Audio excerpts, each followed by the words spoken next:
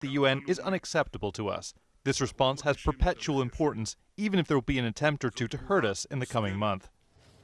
The Israeli government is claiming the UN vote was the result of a plot masterminded by the Obama administration.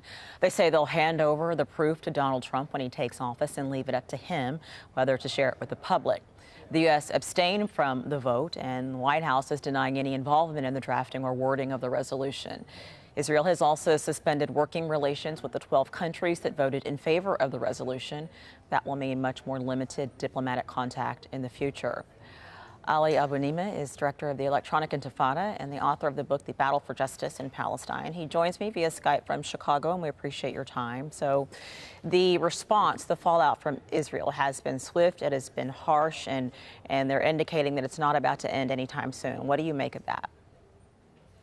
Well, I think it's ridiculous for this tiny little country that is really rather insignificant and depends on the charity, the diplomatic, economic, and military charity of the United States for its existence and for its occupation, to essentially be threatening sanctions against the likes of China and France and Ukraine and other countries. And really, this lashing out shows both the isolation of Israel in the world, the growing isolation because of its insistence on continuing to occupy and colonize Palestinian land.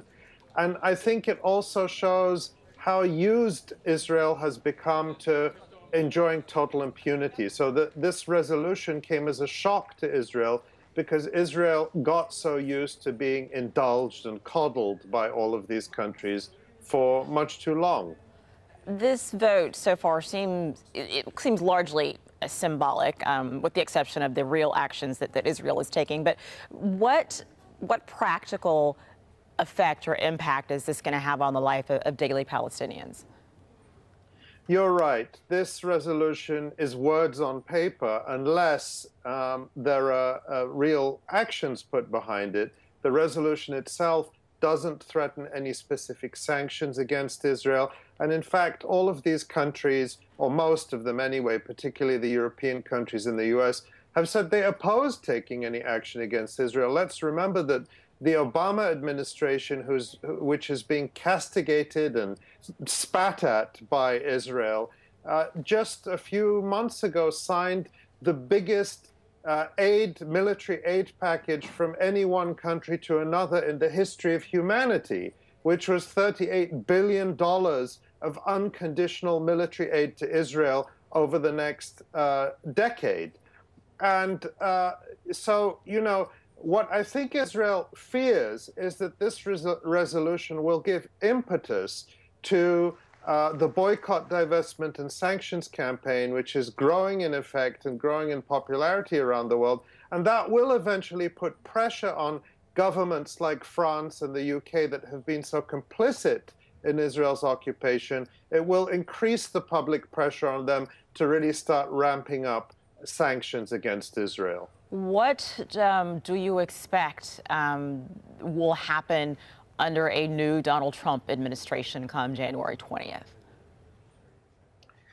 If his appointment of these extremists like David Friedman as ambassador to Israel is an indication, then we can expect Trump to build on Barack Obama's considerable pro-Israel record and really put the United States in a camp of one.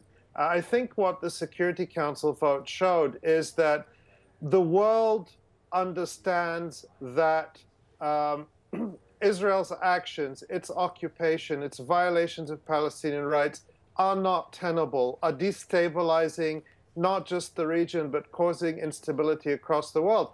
And I think the dilemma for Israel is that Israel is wholly dependent on the United States. And what we're seeing in the United States is a fracturing of the traditional bipartisan pro-Israel consensus. I think that this resolution and really what's been happening over the past couple of years in the US has turned support for Israel into a bipartisan issue and increasingly into a niche concern of the American far right, particularly the political Christianist far right in the United States, who are even more pro-Israel than many American Jews. So I think on the whole, Israel is worried because the long run, the story is a weakening of support for Israel in the United States, even though Trump will be more pro-Israel in the short run, and the increasing isolation of Israel globally.